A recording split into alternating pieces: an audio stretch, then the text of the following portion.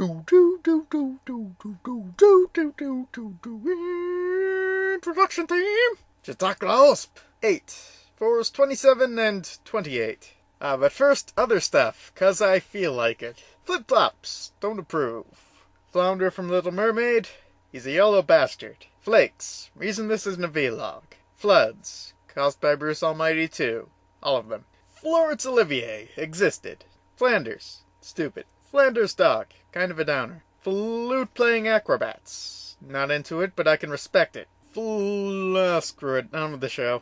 Force 27, the 27th episode. We start off this time with Clawful, who's thankfully not fighting anyone. He's just killing high school students for not being able to tell a pun.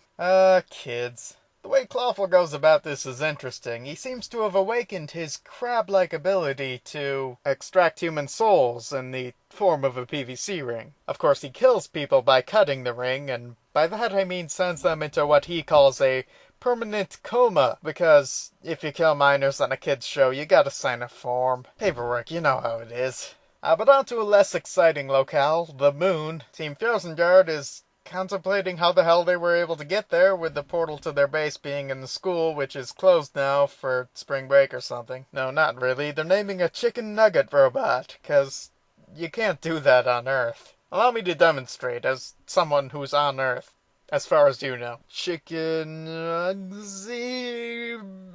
Bidoofadonk. Damn, see, I always fall back on that. Well, with dozens getting their souls snatched on Earth, and Team Fjosengard trying to name their robot, Donna Troy figures it's high time he does his usual monologue. But this time it's a little different than usual. See, instead of Troy's voice playing over him shyly staring away from the camera, Troy is now just talking outright at the camera with a still shot behind him. What does this mean? Well, either the director just got sick of him staring away from the camera, or, Bidoofadonk. What's he talking about?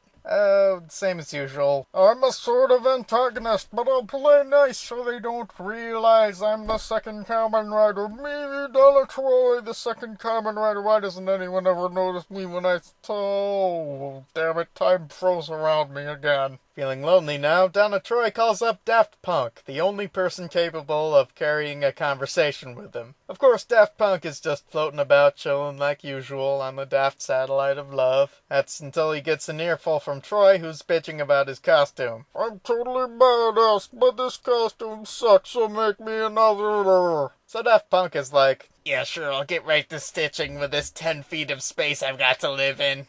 He sounds like a robot because he's Daft Punk and, Bidoofadonk. New to the table, Daft Punk mentions that if anyone finds out that Donna Troy is the second Kamen Rider, then he'll revoke his rider's license and take all his powers. I can't say as to why he'd bring it up. Troy's been shouting it to everyone he meets and no one catches on. But it probably won't come up later. Intro sequence now to a couple of coconuts glued to a tree.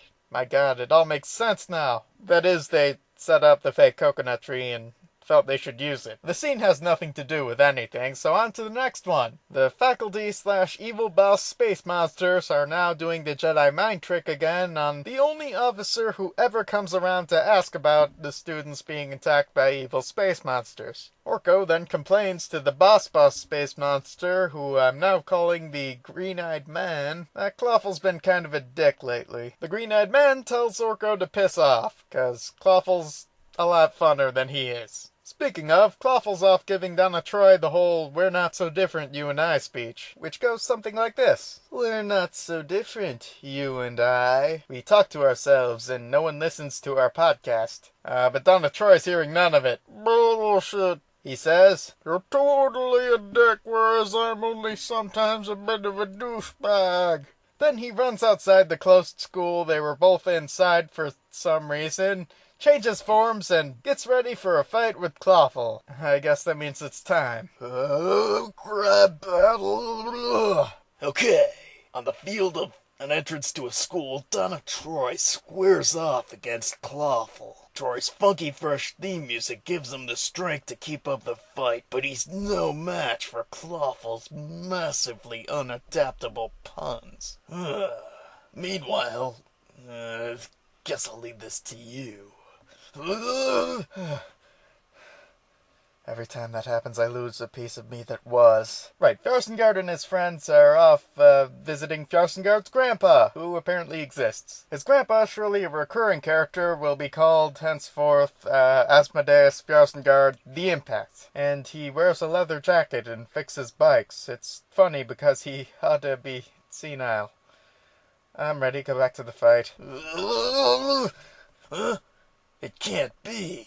Clawful's evolved, reaching a state of mind beyond human understanding. He's selling his puns, but the words don't make any sense. His technique, it's too powerful for a Green Guild soldier like Troy. All the same, he lands a lucky blow and Clawful retreats.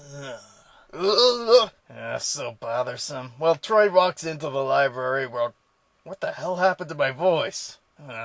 Well, whatever. Troy walks into the library where Clawful retreated.